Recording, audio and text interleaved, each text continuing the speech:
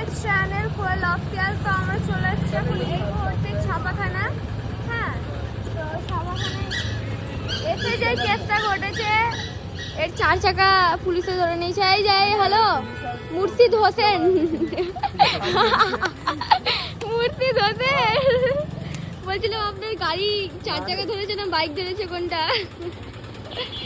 উনি এখন খুব চিন্তিত, ডাকছে একে ওকে। আসলে সবাই জ্ঞান ঝাড়ে যে ভাই পুলিশ ধরলে আমাকে ফোন করবি, আমাকে ফোন করবি, কিন্তু ফোন করার টাইমে প্লিজ ভাই আই না, ভাই আই না, ভাই এটাই হয়। কি ঠিক বললাম তো আকাশ? এইদিকে তাকিয়ে বলো। একদম আকাশ দেখুন বলে দিয়েছে একদম তো একদম। উড়িয়ে চলে এলো আমারে।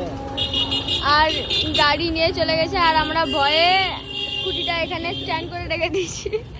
আর কিরকম বেহায়া ছেলে একবারই দেখুন, নিজের গাড়ি ধরেছে তাও দেখলে হতে হেসে যাচ্ছে।